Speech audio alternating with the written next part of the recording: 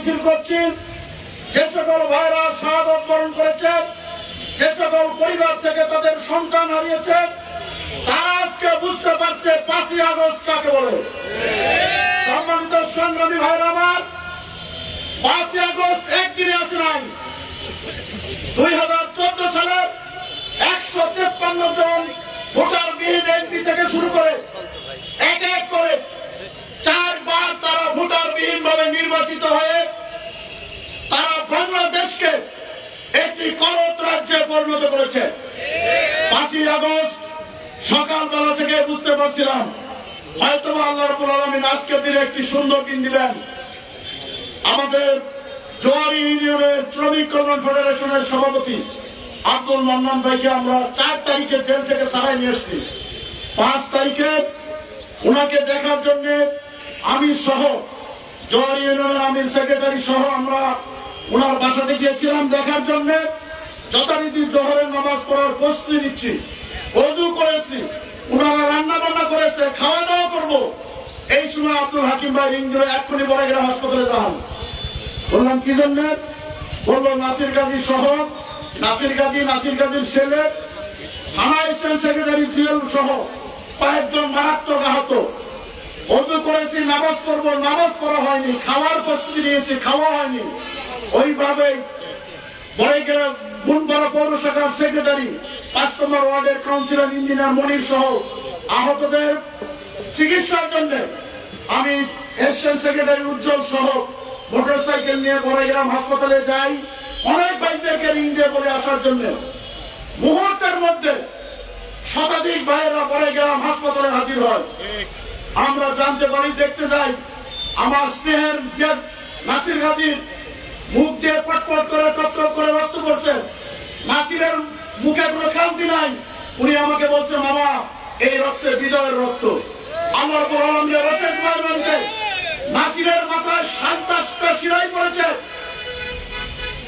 ফেসিবাদ আমাদের তথাকথিত এই আসনের সাবেক এমপি সাহেব তার পেটুয়া বাহিনী আমাদের 5 জন ভাইকে নির্মম ভাবে আহত করেছেন। নাসির গাজী আমাদের জীবন্ত শহীদ। তাৎক্ষণিকভাবে বড়াইগ্রাম হাসপাতালের ডাক্তাররা বলেছিল তাকে এখানে চিকিৎসা করা সম্ভব না। আমরা রাজশাহী ইসলামী ব্যাংক মেডিকেল কলেজ হাসপাতালে পাঠিয়েছিলাম।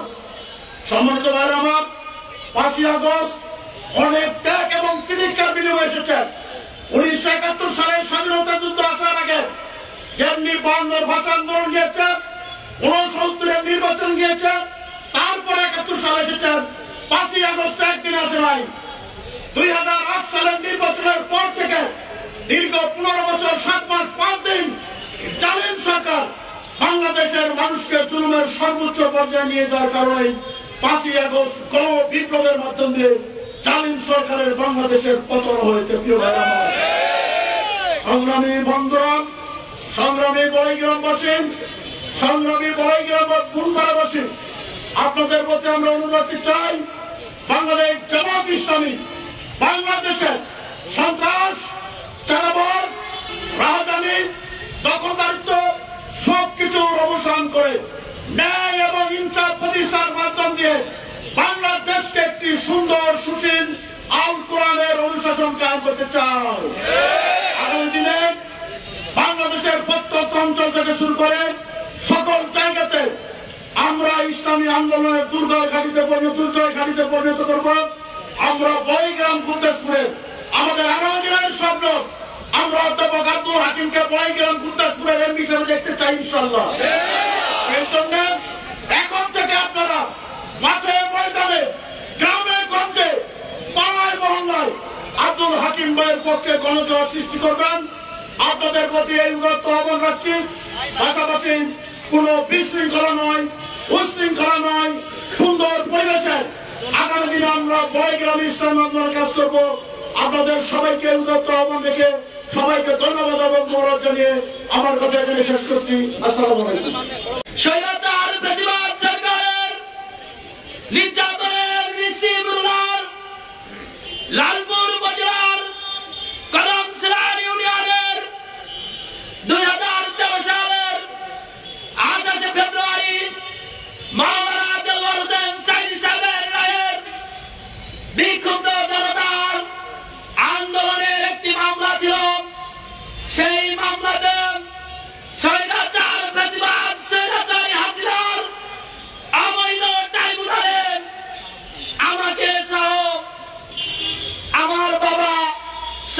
জনকে লাইফ সাজা দিয়েছিল, যাবজ্জীবন সাজায় দণ্ডিত করেছিল। সম্মানিত ভাই আমার, আমাদের সেই নেতার কথা বলতে চাই। এটিএম আতাউরুল ভাই বলেছিলেন, বের হয়ে বলেছিলেন আমাকে তারা ফাঁসির মঞ্চে নিয়ে যেতে চেয়েছিল। আজকে আমাদেরকে তারা জনতার মঞ্চে নিয়ে এসেছে। সম্মানিত ভাইয়ের আমার, রাখে আল্লাহ মারেকে, মারে আল্লাহ রাখেকে। এই 5 আগস্ট নাটোর কেন্দ্রীয় কারাগারের মধ্যে আমরা 12 জুন যখন ঢুকে ঢুকে দিনের পর দিন কাটাচ্ছিলাম, তখন এই 5 আগস্ট সংগঠিত হয়েছিল। আমরা 5 আগস্টের সেই আনন্দ উপভোগ করতে পারি নাই। আজকে মনের কাছে আত্মতৃপ্তি লাগছে।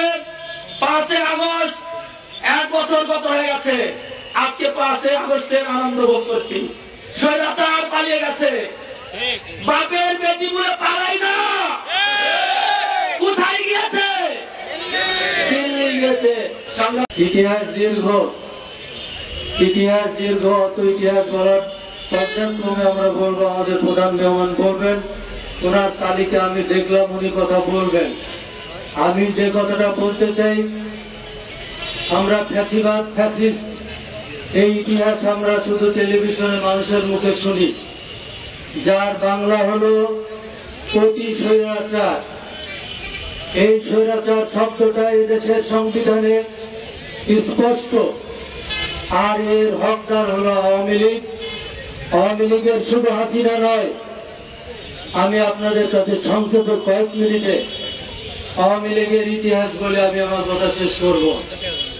সম্মানিত ভাইরা, 1 সাগর রক্তের বিনিময়ে এদের স্বাধীন হয়েছিল প্রথমে পাকিস্তান। শিশু পাকিস্তান যে সময় পার্লামেন্ট গঠন হলো, এই পার্লামেন্টের সম্মানিত স্পিকারকে হত্যার মাধ্যম দিয়ে আওয়ামী লীগের শেখ মুজিবুর রহমান ফ্যাসিবাদের জন্ম দিয়েছিল। আপনারা কি জানেন এটা? শিশু পাকিস্তানের ডিপ্টি স্পিকার শাহেদ আলী সাহেবকে পিটায়ে সংসদ, পবিত্র সংসদে যারা হত্যা করেছিল তারাই হলো সেই আওয়ামী লীগ। সম্মানিত ভাইরা, এরপরে দীর্ঘ ইতিহাস আমরা বাদ রেখে আমাদের চোখের সামনে আমরা যেগুলো দেখতে পাই, ক্ষমতায় আসার 1 বছর পূর্তি না হতেই এই বাংলাদেশের 57 জন সেনা অফিসারকে পলিসি করে, কৌশল করে সেনা কুঞ্জে বিডিআর পিলখানাতে সেদিন তারা হত্যা করেছিল। আপনারা কি এর বিচার চান? কার বিচার চান? হাসিনার বিচার চাই আমরা। গোটা জাতি হাসিনার বিচার চায়। কেন চায়? এদেশের চৌকস, তাদের মতো এত চৌকস সেনা অফিসার আর হয় না। সম্মানিত ভাইরা, শুধু তাই নয়, ঘুমন্ত শিশু হাফেজ মাদ্রাসার ছাত্রদেরকে শাপলা চত্বরে নির্মম ভাবে হত্যা করে ওই রাত্রিতে বিদ্যুৎ অফ করে দিয়ে ওই রক্তগুলো পানি দিয়ে ধুয়ে ওই হাফেজ শিশুদেরকে লাশ নিরুদ্দেশ করেছে, তারা বিভিন্ন জায়গায় গোপন করেছে। আপনারা কি তার বিচার চান? গোটা জাতিকে আহ্বান জানাতে চাই যে বিচার আমাদের মানবিক দৃষ্টিকোণ থেকে, কে আওয়ামী লীগ করেন, কেউ বিএনপি করেন, কে জামাত করেন, এটা বড় প্রশ্ন নয়। জাতির বিবেককে আমরা বলতে চাই যে তাদের বিচার হওয়া দরকার। সম্মানিত উপস্থিতি, শেষ পর্যন্ত আমি যে কথা বলতে চাই সেটা হলো, নেতৃবৃন্দ জামাত ইসলামীর অক্লান্ত পরিশ্রমে প্রায় 11 জন এবং বিএনপির সালাউদ্দিন কাদের চৌধুরী সহ যাদেরকে বিচারিক হত্যার মাধ্যম দিয়ে এদেশের মেধা শূন্য করার চেষ্টা করেছিল, সে হলো হাসিনা। আপনারা কি তার বিচার চান? চান বিচার? শুধু কি এখানে যেতে হবে? বিচারের মাধ্যম হলো আগামী দিনে গণভোট হবে, গণরায় হবে। এই গণরায়ের মাধ্যম দিয়ে আমরা হাসিনার যথার্থ বিচার আমরা করতে চাই। সম্মানিত উপস্থিতি, আমি একেবারে শেষ যে কথাটা বলতে চাই, আপনারা জানেন প্রায় 2000 শহীদ, প্রায় 2500 পঙ্গু, বিভিন্নভাবে আহত, যারা আজকেও আহত, এদের এই পরিকল্পিতভাবে এবং আবু সাইদকে কিভাবে হত্যা করা হয়েছে, সে নিজের জীবনকে বিসর্জন দিয়েছে জাতিকে বাঁচানোর জন্য। আমরা এই জাতিটা কি আবু সাইদের রক্তের কাছে দায়বদ্ধ নয়? আমরা সকলেই আবু সাইদের রক্তের কাছে আমরা দায়বদ্ধ। আমরা এই দায়টা শুধরাতে চাই হাসিনার বিচারের মাধ্যম দিয়ে, হাসিনার দোষরদের বিচারের মাধ্যম দিয়ে। আপনারা কি আমার সাথে একমত?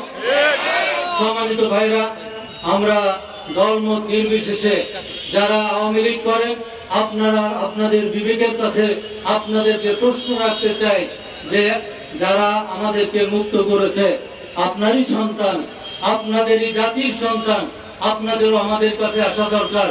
আমরা আপনাদেরকে উদাত্ত আহ্বান জানাই, আগামী নির্বাচনে আপনাদের সুচিন্তিত মতামত জাতিকে উদ্ধারের জন্য।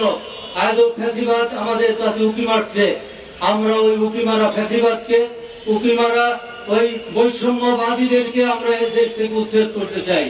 উচ্ছেদের একমাত্র মাধ্যম হলো আমাদের আগামী দিনে যে ভোট আছে, এই ভোট আমরা দিব এবং আমরা ভোট সংগ্রহ করব।